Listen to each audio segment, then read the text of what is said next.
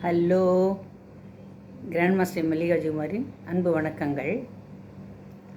அதாவது வடக்க இப்படி கும்பமேளா அப்படின்னு ஒன்று நடந்த மாதிரி தெற்கையும் மாசி மாதம் மக நட்சத்திரத்தன்று கும்பகோணம் மகாமக குளத்தில் தீர்த்தவாரி நடைபெறுகிறது.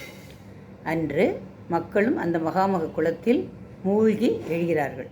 12 ஆண்டுகளுக்கு ஒரு முறை மகாமகமும் நடைபெறுகிறது. அந்த மகாமக குளத்தில் எந்தெந்த கோயிலேருந்தெல்லாம் தீர்த்தவாரி நடைபெறுகிறது அப்படிங்கிறத நம்ம இப்போ பார்க்கலாமா?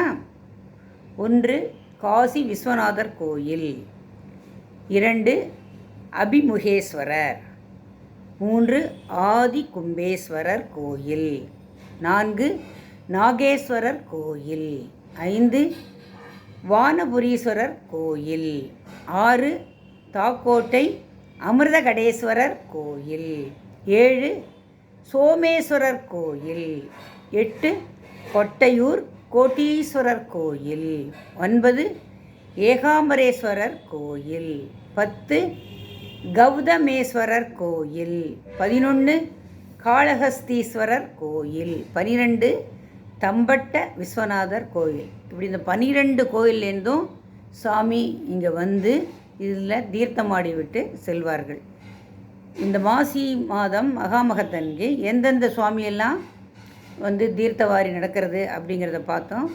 அது திரும்பவும் உங்களுக்கு ஒரு தடவை சொல்கிறேன். எந்தெந்த கோயிலேருந்தெல்லாம் இந்த மகாமக குளத்தில் தீர்த்தமாடுகிறார்கள் அப்படிங்கிறத உங்களுக்கு திரும்பவும் சொல்கிறேன்.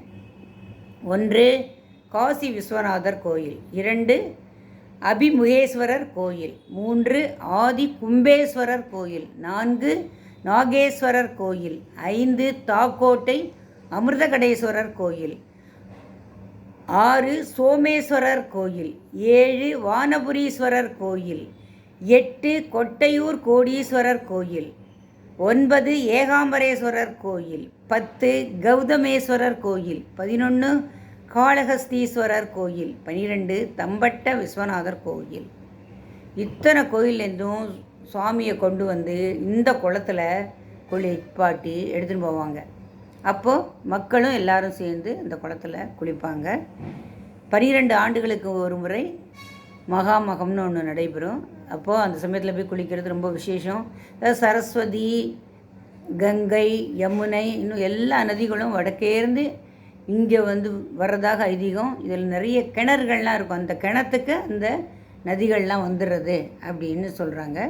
நானும் ஒரு முறை அந்த மகாமக குளத்தில் இந்த 12 ஆண்டுகளுக்கு ஒரு முறை நடக்கும் இல்லையா, அந்த மாசி மகத்துக்கு நான் போயிட்டு வந்தேன். உங்களுக்கு அந்த அனுபவத்தை அடுத்த வீடியோவில் சொல்கிறேன். வணக்கம்.